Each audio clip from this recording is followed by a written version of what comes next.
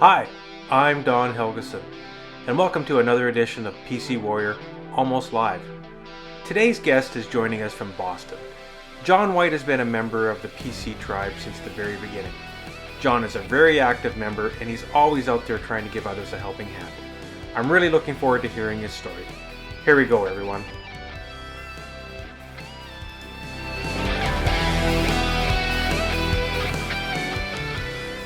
Hi, everyone. Don Helgeson here.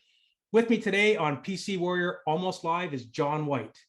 John White is coming to us from just outside of Boston, and John has been a member of the PC tribe for about the last 7-8 months, almost back to when we first started. And John has been an extremely active member, and he joins us almost every second week for Zoom. And what I've seen with John over the last 7 months or so is how active he is in helping people out within the page. And he has, so John sent me his bio, and I was going through this bio, and the majority of the stuff on the bio, his resume is absolutely incredible. So without, I'm not going to try to give it any justice here with going through it. So I'm going to let you do that here shortly, John. But I wanted to welcome you here. So John is 67-year-old, like I said, living just outside of Boston. And he's married with 2 adult children, and he's been married for 42 years to his wife, Joanne. And I know that from what we've talked about briefly during Zoom meetings and that, you have a very different story to share regarding your PC journey. And I know that that was one of the things when you contacted me saying that you'd be interested in telling your story, that we wanted to get that out there. And so without further ado, I think it'd be great if you just told us your story. Yeah. All right, thanks for having me, Don. Good evening, guys. Yeah, my whole point in wanting to be interviewed is basically to explain that there are many variations of prostate cancer. I was diagnosed with a very rare form of it. My journey started in January of 2014. I went in for a physical. Everything was fine in the physical. My PSA was undetectable at 0.02, and life was great.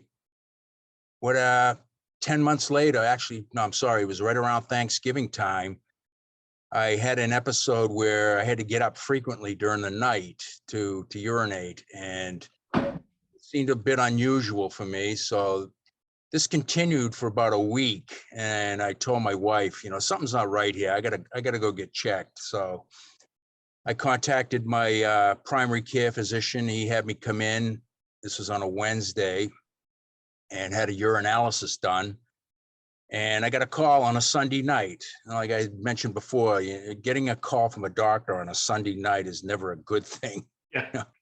So he advised me then that he says, John, I think you got prostate cancer. I can't confirm it, but I'm setting you up with a urologist that is part of the practice here. So I went to see the urologist and had a biopsy done and confirmed that I was 12 of 12 cores positive for metastatic prostate cancer.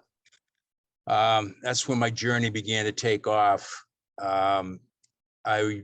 I was referred to a hospital in Boston that I won't mention the name, but totally gave up on me. They had all my records and so forth and said there was really nothing we can do for you. Your best bet is to go home, get your affairs in order. You'd be lucky to see 3 to 6 months.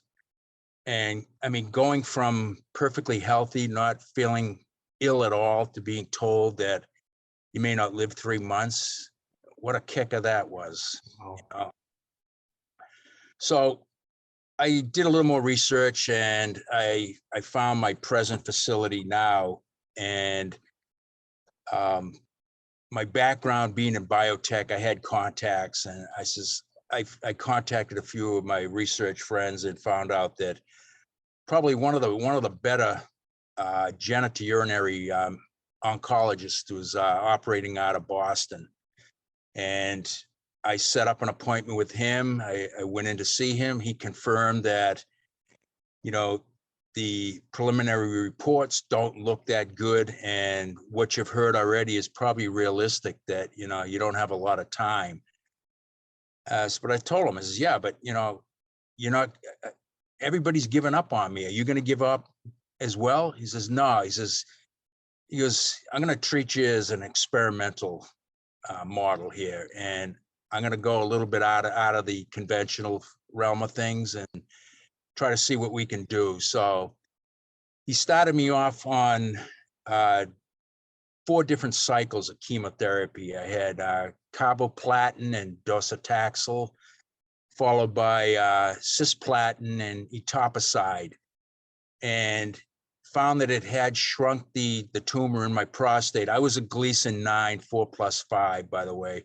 Wow. My PSA was only 10.5 from that 0.02, you know, 10 months earlier. So he said it's definitely metastasized, you know, from what they could tell from the number of scans I had, including the bone scan, CT scans, MRI, everything indicated that it had escaped the prostate. So I was on the chemo for about 1.5 years, and all the testing came back saying that it wasn't doing anything. It wasn't effective at all. So that led him to believe that I might have been dealing with something a little different. So further testing, another biopsy, further testing of tissue indicated that I had a very rare POL mutation, which is it's a mutation in the prostate gene. It's called a PPAP, PPAP, which stands for polymerase proofreading associated polyposis, and it's Wow. only been seen before in female cancers, being colorectal and endometriosis. And I was one of the lucky ones that had this gene. Less than 1%, less than 0.1% of all males will carry this prostate gene, and I was one of the lucky ones, so to speak. So it led us in an entirely different direction. I was on all the conventional treatment, like I said, the conventional treatments being chemo and hormone therapy. I was on for about 4 or 5 months. That wasn't doing anything. So I was castration resistant right at diagnosis, and it took them a bit to find this out. So what I eventually was diagnosed with was adenocarcinoma of the prostate with small cell neuroendocrine differentiation. So I had small cell, the most lethal form of the disease. It's something that luckily less than 5% of all prostate cancers will mutate to this form of it.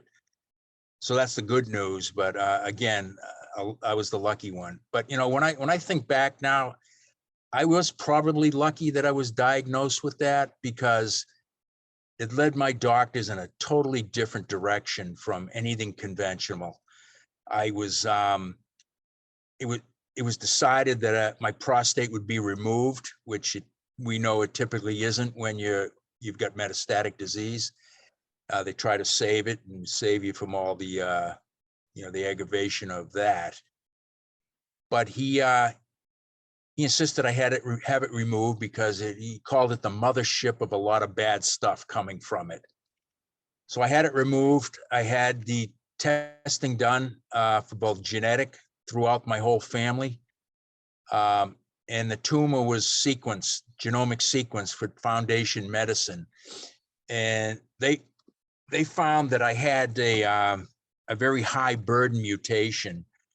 I had 232 different mutations in this prostate tumor. I had several of the common mutations that might be found in prostate cancer, being PTEN.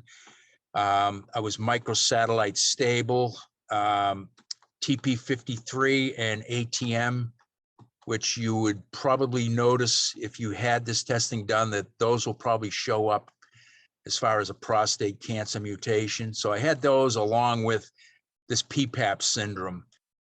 And the good news was that after the sequencing was done on that, if anybody's familiar with Foundation, it gives the doctors something to go on as far as any kind of targeted treatments and so forth. So mine came up and qualified me for 2 immunotherapy PD-1 drugs, pembrolizumab and Opdivo, as well as 21 clinical trials at the time that were ongoing. So my background in biotech was research in developing monoclonal antibodies for a lot of cancer drugs, as well as immunotherapy drugs. So I was very familiar with Keytruda. We had a lot to do with the development of that. So it was kind of left up to me as to what direction I wanted to go. So I decided that let's go with the Keytruda. Let's give it a try. We got nothing to lose. I started the infusions on that, and within the first 3 months, I started showing regression of disease. The affected lymph nodes in my pelvic area, they'd only spread that far that we knew at the time. I mean, the prostate was totally cancerous. The seminal vesicles is where it escaped from, and I had it in the lymph nodes. 28 lymph nodes were taken when I had my prostatectomy, and several of them tested positive for the adenocarcinoma with the differentiation. So that was the smart thing to do, was to take it out. I've had no problems really, so to speak, for any incontinence issues long-term. So it was a little rough at the beginning, but in any case, I've had 55 infusions now over the last 6 years. Tolerated it fine. Never had any problems. My quality of life has just been phenomenal. I stay active. I'm very busy. And it got me to a point after 55 infusions that my doctor said to me, is how much longer do you want to continue this? You don't have to, I says, listen, I've tolerated it well. I've 55 already. Why can't I do a maintenance dose? And how about twice a year? I'll come and see you every 6 months. So that was agreed upon plan. He said, you don't need it at all. He says, well, I want it. It's been my pacifier for all these years. I don't want to go without it. If it was something I didn't tolerate, it'd be a different story, but I've done well with it. So he kind of granted me the statement that you're not cured of it. I would never use the word cure anyway, not from a stage 4 diagnosis, but he says, you're about as close to being cured of it that we've ever seen. You're one of a kind, you're a medical miracle, and you're an exceptional responder to immune checkpoint inhibitors. He says, I don't personally know anybody else that's lasted this long with the disease you have, and you're disease-free right now. And that's where I'm at right now. Like I said, a lot of long-term effects from the drug, but the fact of the matter is I'm still here talking right now, which I wouldn't have been had that drug not been available. I do have side effects from it. I have to take prednisone to maintain my adrenal insufficiency. I've got damage to both my optic nerves, my eyes. I'm going through a lot of different procedures for that now. But I'm still here 8 years later. And, what more could I ask for? My message to everybody is to never give up hope. There's so much new stuff coming down the pipe, and a lot of it's already available. When I started in biotech, immunotherapy was just beginning to come out at that 30 years ago, and to see it come to fruition now is just incredible. It's been my godsend. I don't know what else to say. I mean,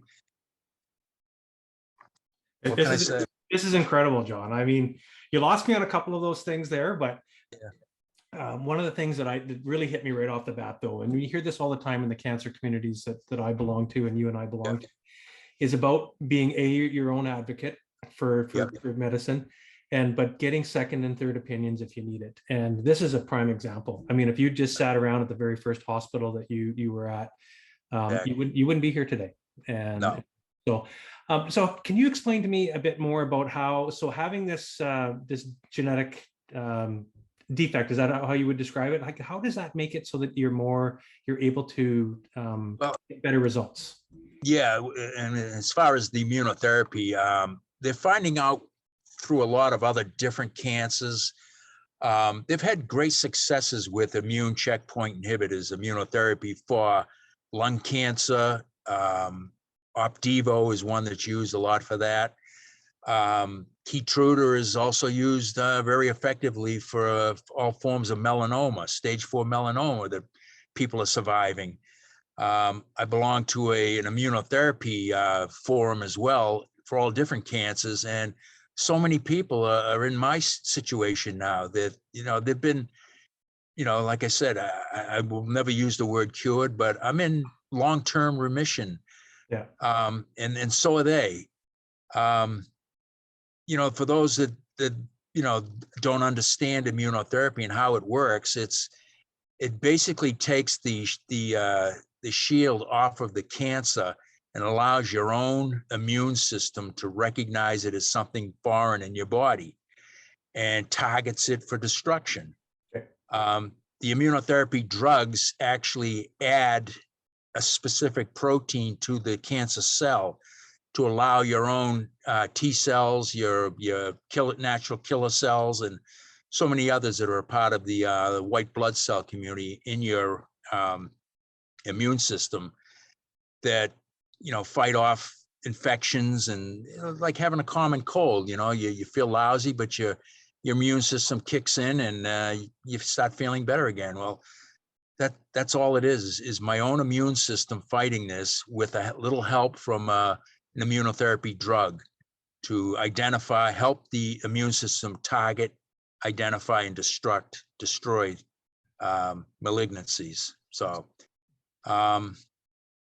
so I mean that's how it works. And I think part of it being is I've always kept myself in good shape, active, and I probably got a different immune system than most guys, and I was able to get through all of this because of it. Yes, for sure. And you also have a very positive attitude. So I think that goes a long ways. So when you do so you go twice a year to get more of the infusions. What is that like for you? How do you respond to that, and how does your body respond to that? Well, it's been 2 years since I finished my 53rd or something like that. So I had a 2-year break from it. I just had my first one this year after not having it for almost a year, and it affected me a little different. I had fatigue for several days afterwards that I never got before. So it's kind of understandable, your body's adjusting again to not having it, and then you get slammed with it again. But I was over it in a few days and back at it again, so it wasn't really a burden on me at all. And that, along with that, goes my blood work, which has been normal. My PSA has been 0.10 for 8 years now. Hasn't even budged from that. Wow. So, but the thing is, he told me too, if you're small cell neuroendocrine, testosterone has nothing to do with that mutation. Okay. And one of the greatest things I heard back when was that, he says, John, he says, I got some good news for you. I'm going to give you your testosterone back again. So it took me off of Lupron. It says it has no effect on your disease. It doesn't fuel itself like the adenocarcinoma, common prostate cancer. the bad thing about it is with the small cell is that it migrates to organs. It doesn't migrate to bone, you know. So I've had every one of my bone scans have been clean, except for the injuries they found and arthritis and everything else in the spine and lower back. Yeah. But no necrosis. So I've been lucky that way. And, like I said, all my CT scans and my doctor's got all my organs down by name. He's got personal names for them all now and checks them all out every time I have my scans done, which at the time was every 3 months, then 6 months, and now I'm every year, only because he doesn't want me exposed to so much radiation. He says, if you're good with a year, I am as well. If you have any symptoms or anything going on, you know how to reach me, and we'll address it then. So I've been so lucky. Yeah, you really can't beat that, so finding this care team was the best thing that ever happened to you. Absolutely. So tell me a bit more. No, go ahead. No, I'm gonna say the other thing about it too is prostate cancer runs in my family. My dad just turned 90. He was diagnosed at 80 years old with he was a Gleason 8, I think. So he had significant disease, but he went through 40 something bouts of radiation, never had a single problem with the radiation as far as proctitis or anything from it. And he's 90 now, and he says, I don't think I'm going to die from prostate cancer, Yeah. But the thing is, right after that, I have 2 younger brothers. At the time, they were 48 and 56. And I says, look, guys, it's in the family. You guys got to get tested. You got to stay on top of your PSAs. And I would suggest going now if you haven't been in a while. They both went, saw their primary cares, came back and told me what their numbers were. I says, your numbers are in the range for a conventional care type doctor to look at a primary care, which was under 4. I says, but it's high. It's high for your age. Get it checked. Yeah. Both of them went, saw my urologist that I started out with. He tested them both, MRIs and everything. Both of them had stage 1 prostate cancer, and probably would have been worse if they had taken that and gone with it. It would have been another year before they were tested again, and who knows, where they'd be now. Both of them had already had their families and just both elected to have prostatectomies done. They had that done and they've had no further treatment since. So it's been a number of years now for both of them. But, I've got a son that started getting tested at 30. Okay. He's fine. And several nephews that are in that range coming up too. So we're well aware of the, the effects of that. So everyone's being tested. And I think if I was doing my math right, you were in your late 50s when you were officially. I was 59 when I get diagnosed. So, Yeah. And I mean, this is such a story that we hear so often, especially on the PC tribe, that most men don't know they have prostate cancer until, like Well, it's too late. No symptoms, right? And a lot of the men find out they're stage 4 and they're younger men still. Yeah. So, well, I'm glad to hear. So with your brothers and that now, is there any testing that they can do to see if they have anything similar to what you had for the genetic? Well, they've done the testing, and there was unknown significance for anything. Okay. I was the only one that carried that pole mutation and have that PPAP syndrome. So, it's funny. I do, when I was mentioning about the immunotherapy forum that I belong to, there is a woman on there that has endometrial cancer. She was treated with Keytruda as well. She's had almost as many infusions as I had. And she's in long-term remission as well, just because she's got that PPAP syndrome from the pole mutation from the PPAP syndrome. Yeah. So, I mean, it's,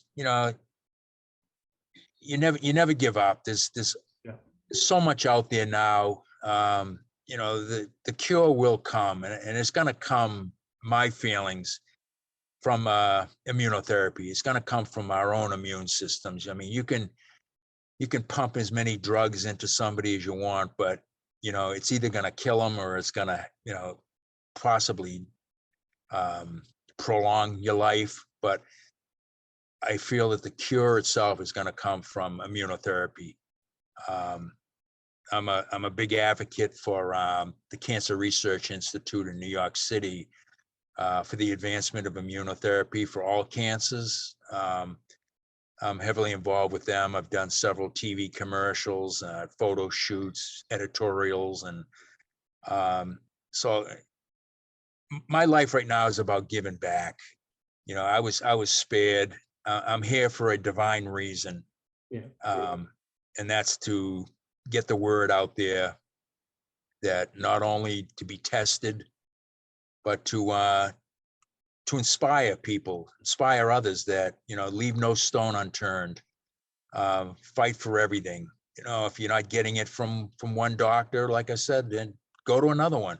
Don't be afraid to get 2 or 3 second opinions, because, it'll save your life, and I highly advocate on getting yourself to large teaching hospitals, major cancer centers, where they're more up to date, more current with technology. Not to say that your community hospitals are no good; they certainly are.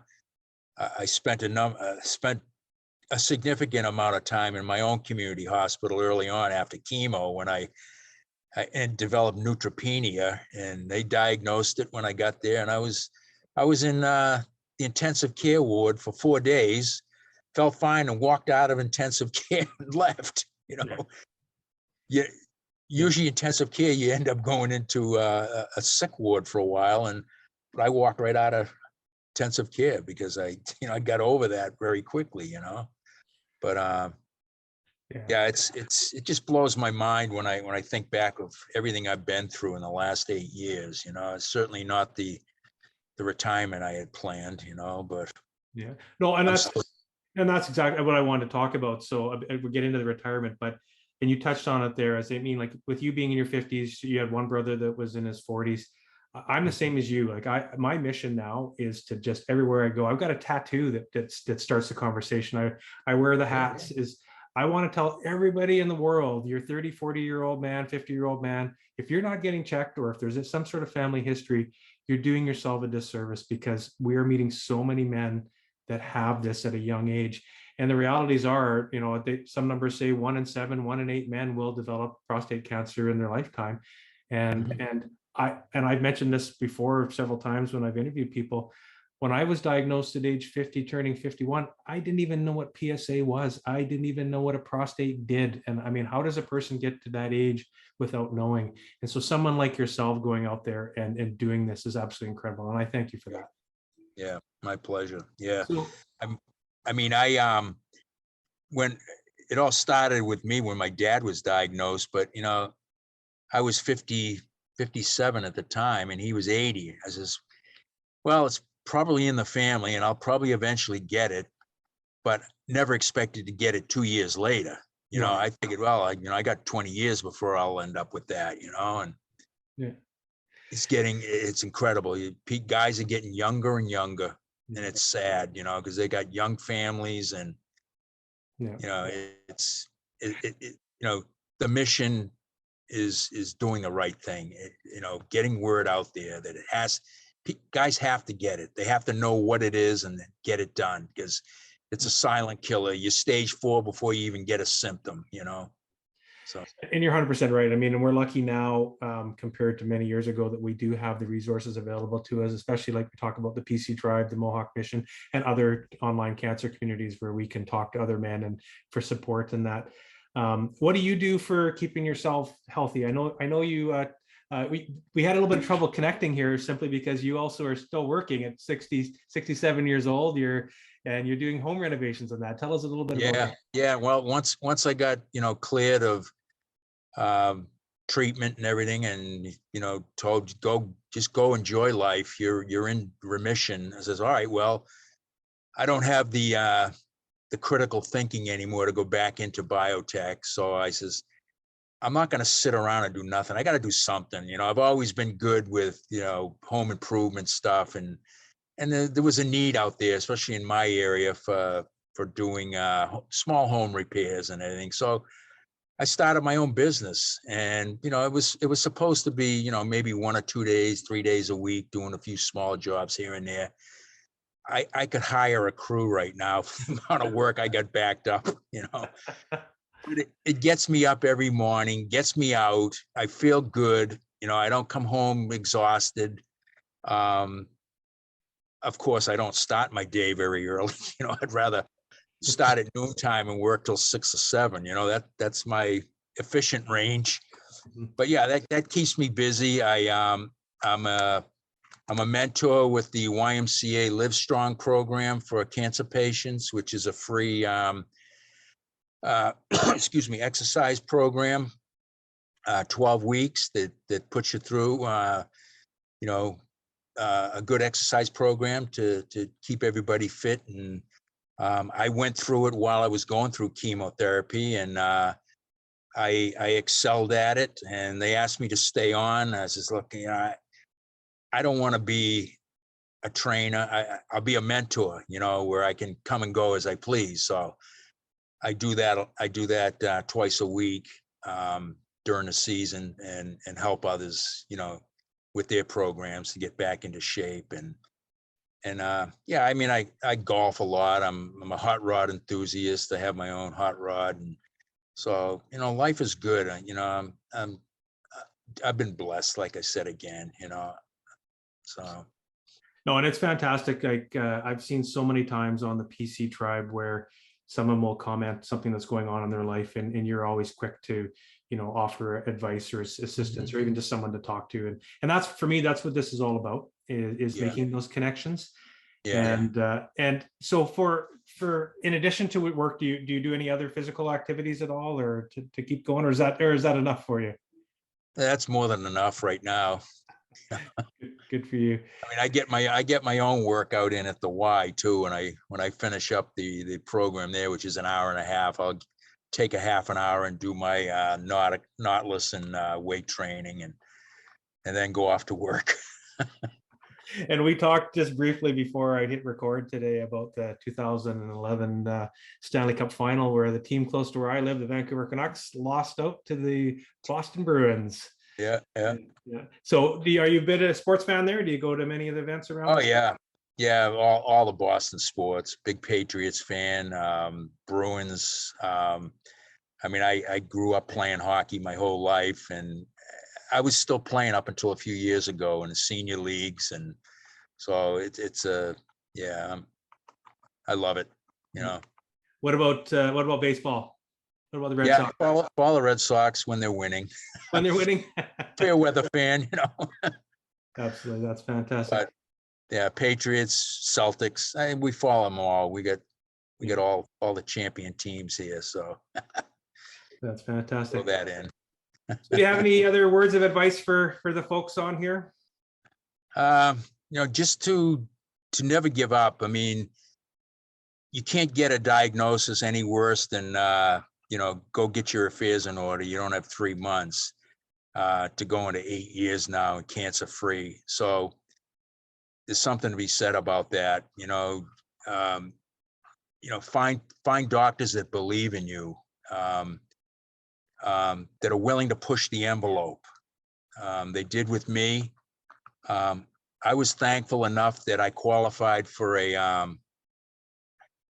patient advocacy group with Merck Pharmaceuticals that provided the drug to my oncologists for free, because it was an experimental trial, and most of my data, treatment data and so forth, went back to Merck. So they're refining the drug for prostate cancer, finding out what it is in my system that I'm such a exceptional responder. So at $36,000 per infusion, it's nothing to sneeze at. I'm well into the millions in my treatment already. But thankfully for that. So don't, if something like that is offered to you, and don't fret about it. I mean, ask about getting the advocacy, get into that program. I mean, your doctor has to sign off on it, but the drug manufacturers are more than willing to provide you the drug for free. I mean, and that goes for any of the other drugs that I'm not even familiar with now because I've never had them with the Aleta and the Zytiga and things like that. These other drugs that are, prolonging life. I don't have experience with those, so I can't comment on them. It's basically been the conventional route, and then immunotherapy. That's all I've had. So, but like I said, leave no stone unturned. Do everything possible to advocate for yourself. I'm always available to talk to. I'm well connected in the biotech market. I still keep in touch with former research colleagues, and I know quite a lot about what's coming down the pipe, so even my own oncologist I'm on a first name basis with. I got his cell phone, and he's heavily involved. He's also the director of the molecular oncology research labs at Tufts University, where I go. And he confides in me a lot. He's doing studies on small cell neuroendocrine, as well as he's found a link to why prostate cancer migrates to the bone. So he's in the right now trying to get it into a clinical trial. They're looking for an antibody that will respond to it right now, so I'm helping him with that. And but yeah, I'm just, what else can I do? I've got to give back, and I do, and it keeps me going as well. Fantastic. Well, on behalf of everyone here that's going to be watching in the PC Tribe, thank you for giving back and doing what you're doing. It's making a difference. It's going to continue to make a difference. Mm-hmm. So thank you so much for joining us today. We'll get this out in the next couple of weeks to the tribe and on the Mohawk Mission page. And if anyone has any questions, I know that John will not hesitate to get back to you. He's been doing that now since I met him back like early or late 2021. So thank you again, John. And until next time. My pleasure, Don. Thank you. Good night. Thanks everyone for joining us on the Mohawk Mission's PC Warrior Almost Live. And thanks to John White for joining us today all the way from Boston. If you're interested in becoming a guest on PC Warrior Almost Live, please contact me on social media through the Mohawk Mission or the PC Tribe. Have a great day, everyone.